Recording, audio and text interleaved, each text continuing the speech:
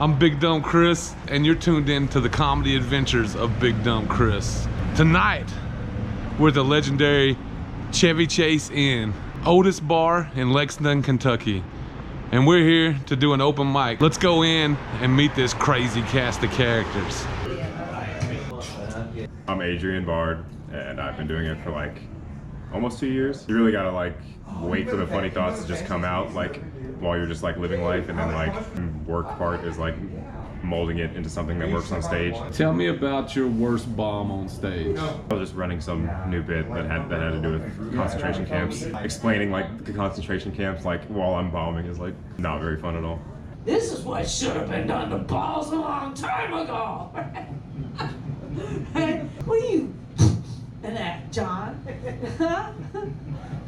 I'm curious. I never had time to shave. I was working so hard and fucking so much. Ooh.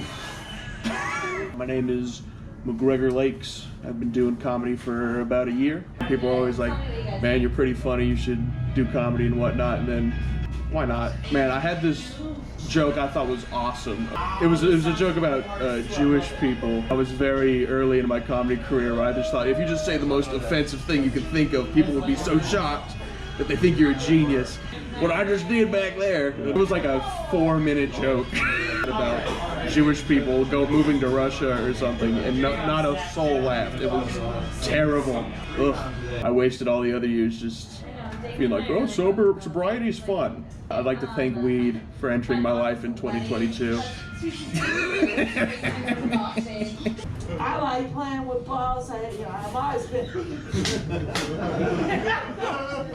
Welcome in. I met Kathy back behind the barn. We hung out for a couple weeks. Yeah, she surprised me when she showed the entire group her cooch. I was like, whoa, we've got a ringer. My name is Greg Allen Cornett. Been doing it for about 7 years, since like 2016. I've been doing this for entirely too long, I would say. It's just always something I enjoyed. I remember as a kid, I would watch a lot of Comedy Central, and I would tell my parents, I want to be a comedian when I grow up, and they're not. No parent is thrilled to hear that, I don't think. If I had bombed the first time, I probably never would have done it again. I just kind of think of stuff spontaneously.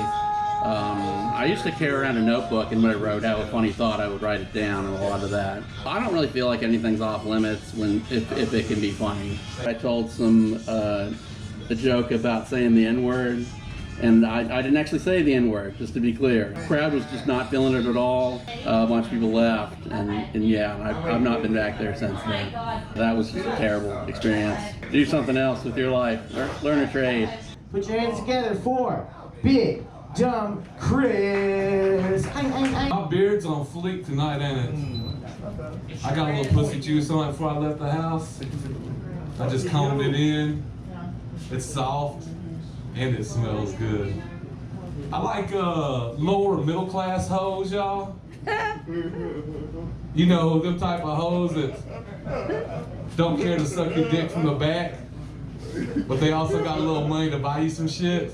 And there ain't no more freaky freak than nurses or teachers, y'all. It's a fact. I got a little theory about them. I think nurses and teachers are just strippers who made it. You know how strippers be.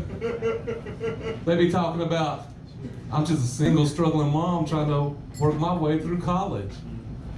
Now most of them bitches are just hustling for $1. There's a few of them bitches that's telling the truth. And I think that's your nurses and your teachers. And I've only had my ass ate 2 times. And once was by a teacher, and once was by a nurse. James Colby, been doing it too long, way too long. I figured stand-up comedy would help the public persona to help me break into politics in that way. Have you ever bombed? And tell me about it. I don't bomb. Never happened. I think one of the best things in the world is when you recite a Mitch Hedberg joke and then everyone else in the room starts reciting a Mitch Hedberg joke and everyone's just happy for a moment and forgets about the dismal nature that is living in Lexington, Kentucky, where Hope goes to die. Bunch of horse fuckers.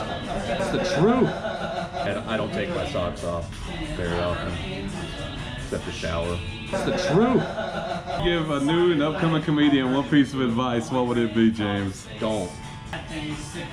The first year he did it,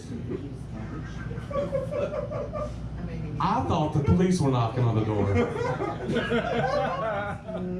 And he gave me just shy of a 4-inch penis and a pretty good sense of humor.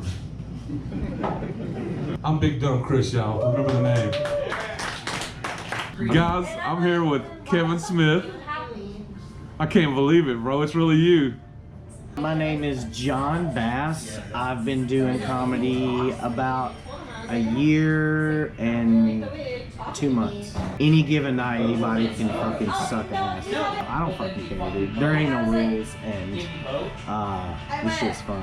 So these queefs behind us will not shut the fuck up. I bombed so hard in the beginning.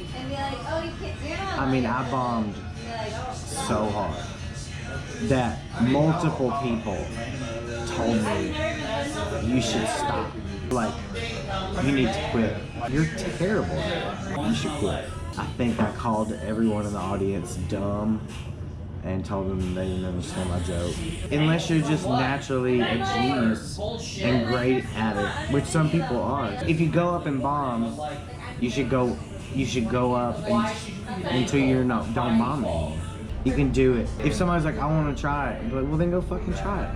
It's like, oh, I want to get some pussy. Well, go get it. Like, what are you talking about? You'll be so humbled, and you'll either like that feeling and want to like do better, or like go up there and do good, or you'll hate it and you'll never try it. You'll never do it. How many times have you done comedy? Once. I did it once. Morgan Adams. I did it one time. I bombed. It made me appreciate comedy like Bill Burr and like Dave Chappelle and those guys so much more. Because it's miserable. It's miserable to bomb. Like no one's laughing and shit. If you love it, keep going after it. Why not? And if you don't, that's cool. You might find another direction or whatever. If you love what you're doing, keep after it, for sure, for sure. What would you tell a friend if he told you he was thinking about doing stand-up comedy? Don't do it. I mean, don't do it.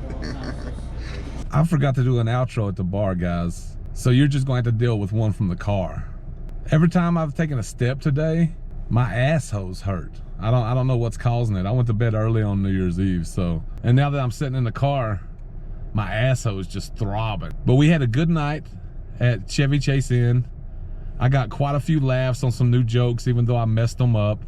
It always happens when you're writing new jokes. You'll mess them up the first time you go up. A little bit anyways. I did pretty good on them. Everybody else had really great sets, and hopefully we got you guys some entertaining stuff on here. If you were entertained by the video, remember to smash that like button and that subscribe button. Help us keep making more of these videos. We'd really appreciate it. And come back next time for more of the comedy adventures of Big Dumb Chris.